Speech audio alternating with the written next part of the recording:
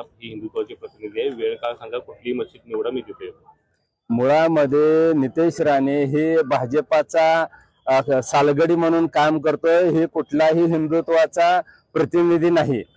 या नितेश राणेला आणि सत्ताधाऱ्यांना महापालिका जिल्हा परिषद निवडणुकीच्या तोंडावरती महाराष्ट्रात हिंदू आणि मुस्लिम जातीय तेढ निर्माण करून हिंदू आणि मुस्लिमांची डोके भडकवून यांना दंगल घडवायची आहे आणि त्याचा मलिदा खायचं काम करायचं आहे। या ठिकाणी नितेश राणे अजून एक म्हणाला की तुम्ही वेळ आणि काळ सांगा, वेळ सांगा, आणि कोणत्याही मशिदीत यायला तयार आहे।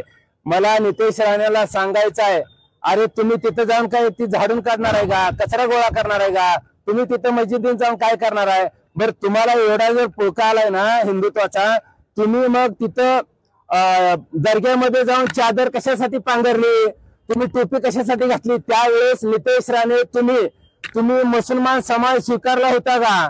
तुम्ही मुसलमान समाज तुम्हाला त्यावेळेस प्यारा होता आणि आता तुम्हाला दुश्मन दिसतोय का?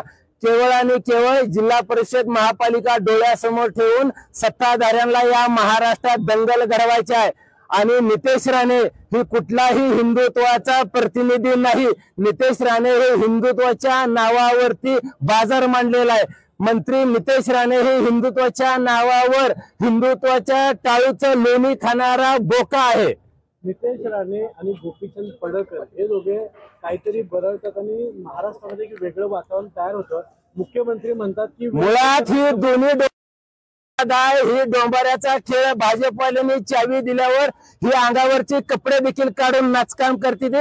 यांचा तमाशा बघायला आता कुणाला वेळ आहे? सगळ्या राज्याला कळून चुकलेला आहे की यांना या महाराष्ट्रात जाती जातीमध्ये तेढ निर्माण करायचं आहे। दुसरा प्रश्न या नितेश राणेला मला विचारायचा आहे, अरे बाबा तुला एवढा जर हिंदुत्वाचा पुळका आलाय, ज्यावेळेस मराठा समाज बांधव मुंबईला तिथे आंदोलनाला बसले होते, जरांगे पाटील महाराष्ट्रातल्या कानाकोपऱ्यातल्या खेड्यापाड्यातल्या गावगाड्यातल्या वाड्या वस्तीवरचा सगळा मराठा समाज बांधव आंदोलनात होता, त्यावेळेस तुमचंच सरकार होतं, तुम्ही मंत्री होता, त्यावेळेस आमच्या मराठा समाज बांधवाला पाणी देखील पिऊ दिलं नाही, बाथरूमची देखील सोय केली नाही, तुम्ही सगळे बंद करून टाकले। त्यावेळेस ह्याच मुसलमान समाज बांधवांनी मस्जिद उघडल्या आणि त्यांना खाण्याची पिण्याची सोय केली।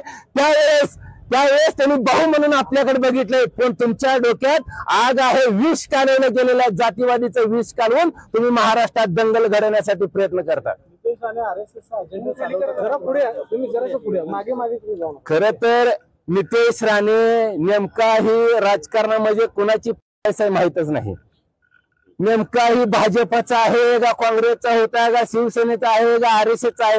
हीच नितेश राणे त्या हाफ चड्डीवाल्यांना शिव्या घालत होता। मी मगाशी त्यांचा व्हिडिओ बघितला। आता त्या RSSला ज्या RSSला नितेश राणे मंत्री शिव्या घालत होता, त्या RSSला हे नितेश राणे आता चालतोय का?